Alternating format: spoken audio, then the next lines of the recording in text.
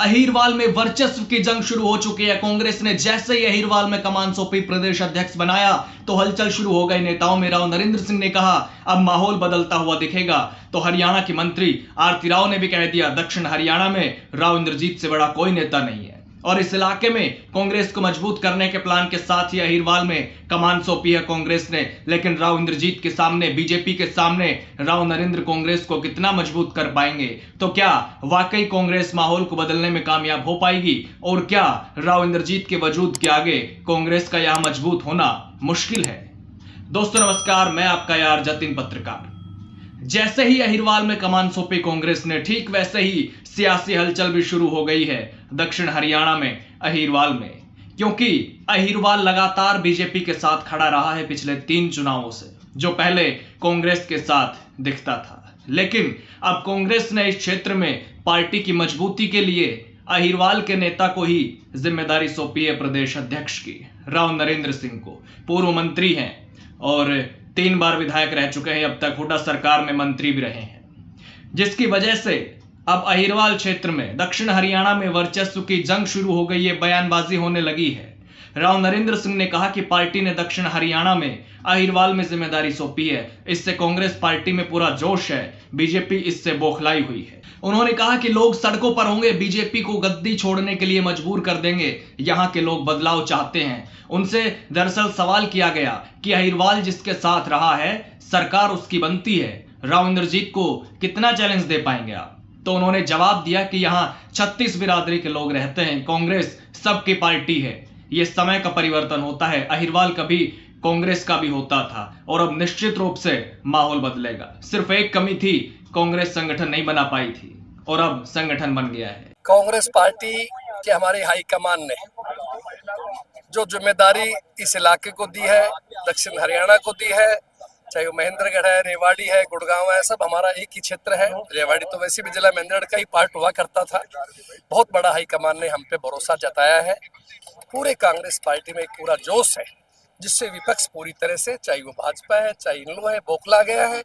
और लोगों का जन समर्थन, आज कोई कार्यक्रम नहीं था, न ही कोई हमने किसी को समाचार दिया, लेकिन जैसे ही साथियों को पता लगा तो हर जगह मौके के ऊपर जो भी स्थान हो, गुड़गांव से निकलने के बाद दारों तक, हर स्टैंड पे हर जगह लोगों का स्वागत है, लोगों का धन्यवाद है, लोगों का आशीर्वाद मिल रहा है।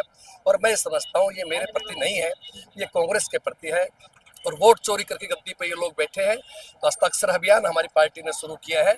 मैं दावे के साथ कह सकता हूँ कि ऐसा माहौल चल रहा है कि जनता और यहाँ का नौजवान, यहाँ का गरीब, दलित, पिछड़ा सड़कों पे आए और आकर के खुद इनको मजबूर कर देंगे बीजेपी को गद्दी छोड़ने के लिए। निश्चित रूप से लोग बदलाव चाहते हैं। देखिए, मैं केवल एक अहीर जाति की बात नहीं है, मैं तो 36वीं बिरादरी की बात करूंगा, समस्त हमारे एससी समाज की बात करूंगा, समस्त पिछड़े वाले भाइयों की बात करेंगे और दूसरे अग्रणी समाज जो उनकी भी। आज सभी लोग, कांग्रेस से सबकी पार्टी 36वीं बिरादरी की पार्टी है और इस समय का परिवर्तन होता है। निश्चित रूप से मैं खुद 1996 में पहली बार विधायक बना, 2000 में दूसरी बार विधायक बना, तो ये बात आपकी ठीक है कि हमारा इलाका कांग्रेस माइंड हुआ करता था। लेकिन किसी कारणों की वजह से आज देश में प्रदेश जो सत्ता है, जिन्होंने धर्म के नाम पे, जाति के नाम पे लोगों को गुमराह किया है, जो नारे दिए गए थे, जिनको खुद उन्होंने जुमला कहा, आज लोग उस बात को जान चुके हैं। और हरियाणा, महाराष्ट्र, आप जानते हो, आपकी भी सत्ता छीनी गई है। तो निश्चित रूप से बदलाव निश्चित, आप ये मान कर चलना। सिर्फ एक कमी थी, कांग्रेस संगठन नहीं बना पाई थी, अब वो संगठन बन गया, तो मैं समझता हूँ अब पूर्ण रूप से कांग्रेस जो है लोगों के बीच में खड़ी मिलेगी। तो राव नरेंद्र सिंह से एक इंटरव्यू में सवाल भी हुआ कि क्या राव इंद्रजीत के कांग्रेस छोड़ने के बाद पार्टी हाशिए पर आ गई है, तो उन्होंने जवाब देते हुए कहा कि नहीं, ऐसा नहीं है। किसी व्यक्ति विशेष की बात पर हम ये नहीं कह सकते कि उनके छोड़ने के बाद पार्टी हाशिए पर आ गई है या किसी के बनने से शीर्ष पर चली गई है। हर आदमी के अपने समर्थक होते हैं, इसलिए मैं ऐसा नहीं मानता। ठीक है, परिवर्तन प्रकृति का नियम है। बहुत समय तक यहाँ के लोगों ने कांग्रेस का साथ दिया और अब बीजेपी के साथ है, लेकिन अब जो पार्टी ने फैसला लिया है वो बहुत बड़ा निर्णय है। इस फैसले के बाद से इलाके की तस्वीर बदलेगी।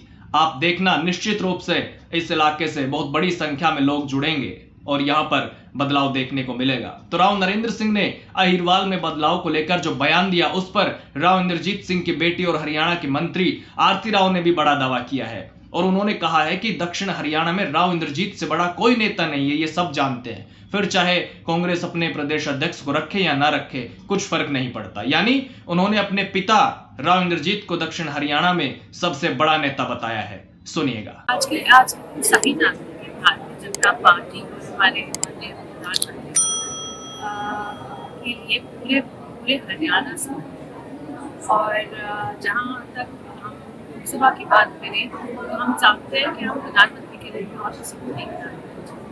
जहाँ लोकल लीडर्स की बात आती है तो राव इंद्रजीत सिंह जी से बड़ा कोई नेता आज है नहीं दक्षिण हरियाणा में, उसमें कोई बात नहीं। देखिए, राव इंद्रजीत सिंह पहले कांग्रेस में हुआ करते थे और हरियाणा में भी वो पहले मंत्री रहे हैं, और कांग्रेस की जब केंद्र में सरकार थी तो भी वो केंद्र में राज्य मंत्री थे, आज भी हैं। लेकिन जब देश में मोदी लहर आई, उस समय कांग्रेस को अलविदा कहकर बीजेपी में राव इंद्रजीत चले गए थे। हरियाणा में बहुत से ऐसे नेता थे उस समय जो कांग्रेस छोड़कर बीजेपी में चले गए थे, देश भर से गए थे, हरियाणा में भी थे, और उनमें से राव इंद्रजीत भी थे जिन्होंने पाला बदल लिया था, कांग्रेस छोड़कर वो बीजेपी में आ गए। वैसे एक इंसाफ मंच का भी गठन हुआ था, लेकिन उन्होंने इंसाफ मंच के कार्यालय में ही बैठकर बीजेपी में जाने का ऐलान किया था, घोषणा की थी, और कहा कि बीजेपी ही उनके लिए बेहतर है।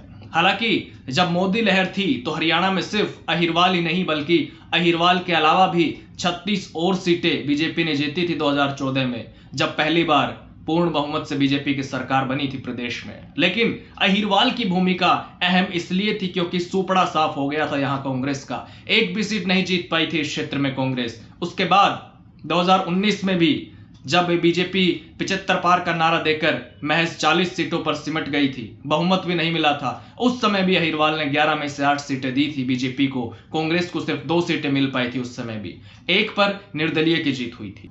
और अब 2024 में भी जब रिकॉर्ड जीत हुई बीजेपी की, हरियाणा में 48 सीटों के साथ सरकार बनाई, तो भी अहिरवाल की 11 में से 10 सीटें बीजेपी को मिली और सिर्फ 1 सीट कांग्रेस के खाते में गई। और इसलिए अहिरवाल में कमान सौंपना कांग्रेस की इसी रणनीति को दर्शा रहा है कि यहां पर पार्टी बहुत कमजोर स्थिति में है, ताकि यहां पर पार्टी को मजबूती मिल सके, इसीलिए यहां पर प्रदेश अध्यक्ष इस बार दिया गया है। अभी राव नरेंद्र सिंह रेवाड़ी भी पहुंचे थे गुरुवार को, कई जगहों पर उनका स्वागत हुआ, रेवाड़ी में ही, उसके बाद महेंद्रगढ़ की सीमा में भी, अटेली में, फिर नारनौल में, अलग अलग जगहों पर स्वागत हुआ, जो पूरा अहिरवाल क्षेत्र है। और इस अहिरवाल क्षेत्र में अब कांग्रेस अपनी मजबूती पर ध्यान दे रही है, जो पार्टी ने राव नरेंद्र को जिम्मेदारी देकर साफ भी कर दिया है। हाँ, इतना जरूर है कि राव इंद्रजीत सिंह पूरे हरियाणा में इकलौते नेता हैं जो 6 बार के सांसद हैं।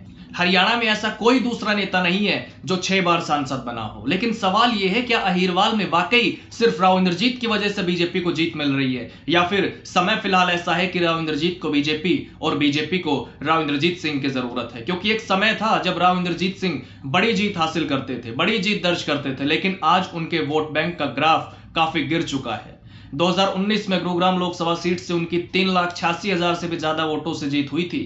2014 में भी 2,74,000 वोटों से जीते थे राव इंद्रजीत। हालांकि 2009 में कांग्रेस के टिकट पर गुरुग्राम लोकसभा क्षेत्र में उनकी जीत का मार्जिन ज्यादा नहीं था, 84,864 वोटों से ही वो जीत पाए थे। लेकिन गुरुग्राम लोकसभा सीट पर 2024 चुनाव में उनकी जीत का मार्जिन सबसे कम रहा, 75,079 वोटों से महज जीत पाए थे राव इंद्रजीत। राज बब्बर ने कड़ी टक्कर दी उनको। इतना ही नहीं, राव इंद्रजीत सिंह खुद भी ज्यादा खुश नहीं दिखे थे जीत के मार्जिन को लेकर। हाँ, विधानसभा चुनाव में जरूर आज भी उनके कई समर्थक प्रत्याशी जीते हैं 2024 में। माना जाता है कि उनके पसंदीदा उम्मीदवारों को ही पार्टी ने टिकट भी दिया, लेकिन उनकी बेटी का चुनाव बहुत टफ फाइट में फंसा रहा, जबकि वहां यूपी सीएम योगी आदित्यनाथ समेत कई नेताओं ने रैली भी की।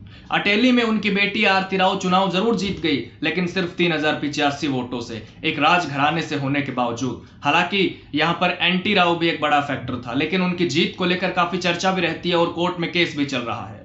खैर, अब इतना जरूर है कि भविष्य में अहिरवाल में सियासी जंग और वर्चस्व की लड़ाई जरूर दिख सकती है, क्योंकि कांग्रेस ने बड़ा दांव खेलते हुए इस इलाके के नेता पूर्व मंत्री राव नरेंद्र सिंह को प्रदेश अध्यक्ष की जिम्मेदारी दे दी है, जिससे सियासी हलचल दिखने भी लगी है। लेकिन सवाल यह है, क्या राव नरेंद्र फिर से कांग्रेस के लिए वो समय ला पाएंगे जब अहिरवाल कांग्रेस के साथ खड़ा दिखता था? तो आपके लिए कमेंट बॉक्स के दरवाजे हमेशा की तरह आज भी खुले हुए हैं। आप कमेंट कीजिए और अपनी राय दीजिए, क्या अहिरवाल में कांग्रेस कुछ बदलाव कर पाएगी? राव नरेंद्र सिंह को जिम्मेदारी देने से पार्टी का अहिरवाल में ग्राफ बढ़ पाएगा?